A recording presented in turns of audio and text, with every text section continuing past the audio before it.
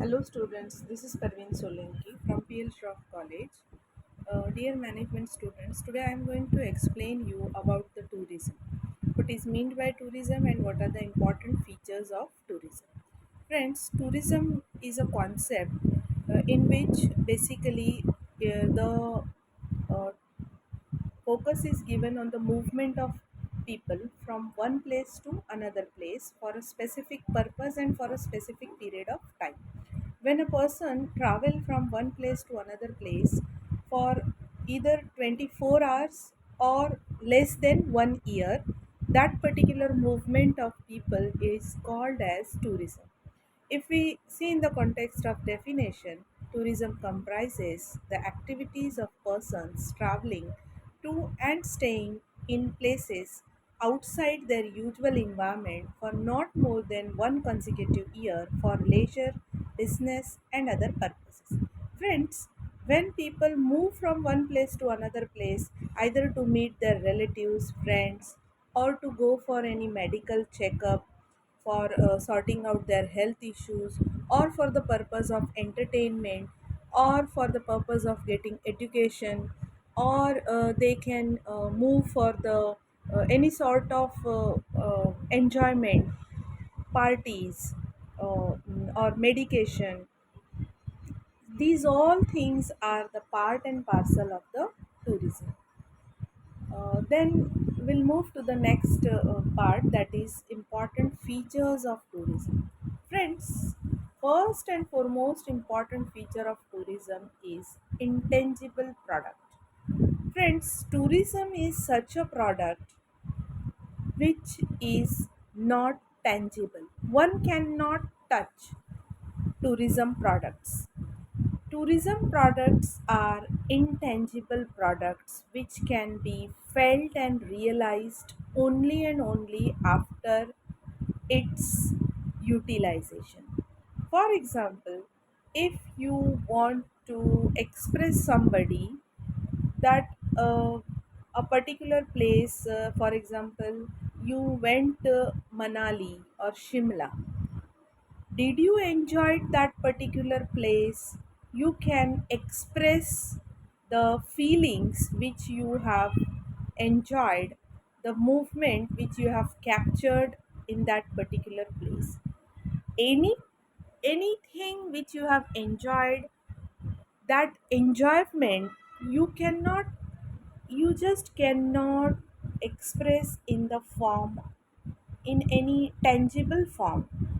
Means it is such a product which cannot be touched, but it could be felt, it could be enjoyed, and it could be expressed in the form of words, but it is not a sort of product which can be expressed in any kind form, right? So hence it is said that tourism is a product which is intangible.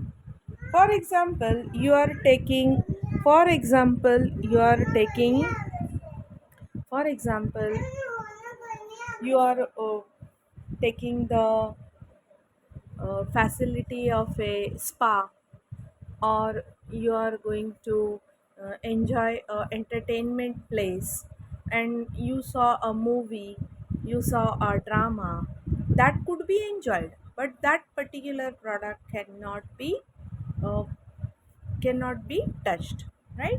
So hence it is said that tourism is a product which is intangible.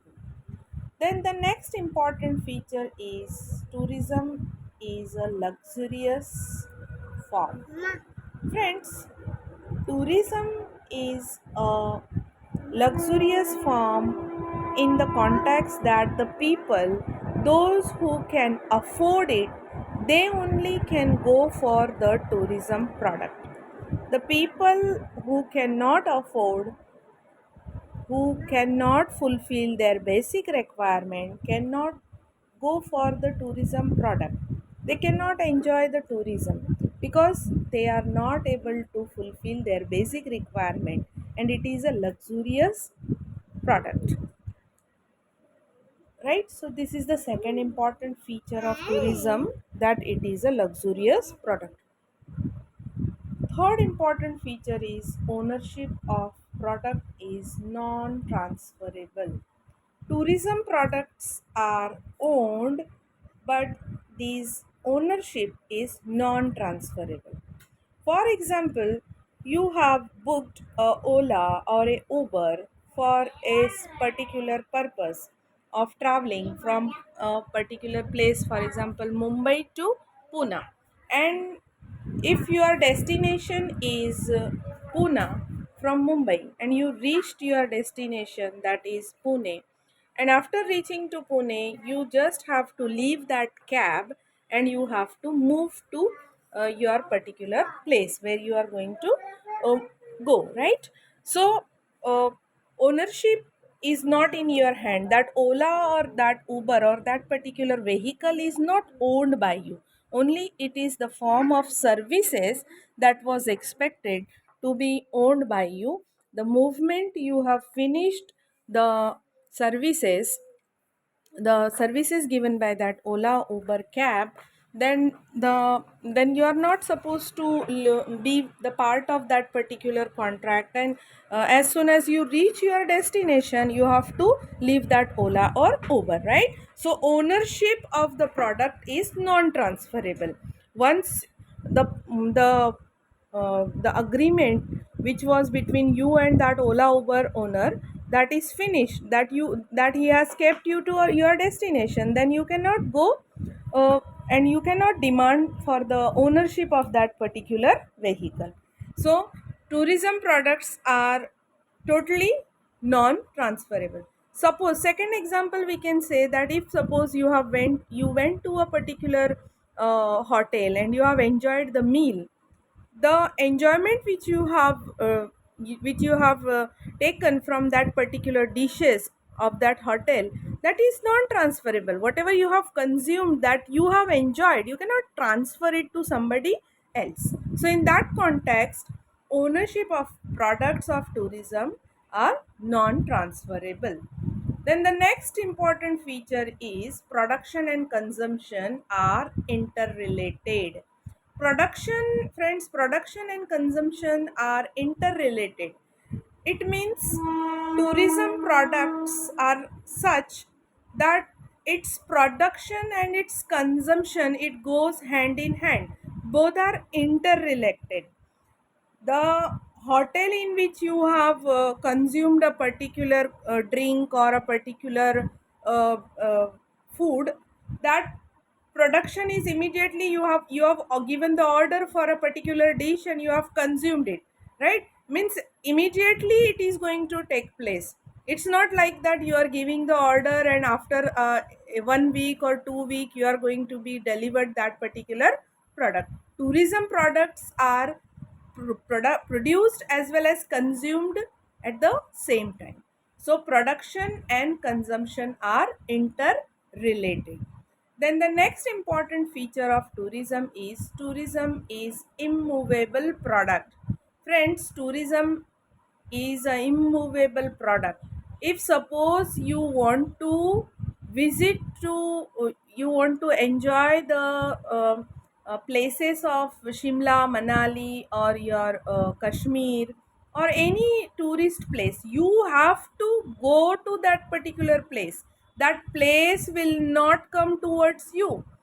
You have to move there, right? Then only you can go and you can enjoy the places which you want to see in that particular area, right? So tourism is immovable product. Whatever things you want to do there in Shimla or in Manali or in your Kashmir or Chandigarh, any tourist place, you have to move to that place. That place will not move forward towards you, right? So all the products of tourism are such that they are immovable. Then the next, demand is unstable. Demand of tourism product is unstable. Friends, there are few seasons in which the tourism take place at a peak, and there are few seasons when the tourism is not at a peak. Tourism, for example, suppose rainy seasons are there and few hill stations are like very dangerous where you cannot travel in the rainy season, right? So most of the time there is a slack demand, there is low demand, demand is unstable. In May vacations, the demand is more. In rainy seasons, the demand is less. A few places where already too much cold is there, so in winter season, nobody prefers to go there, right?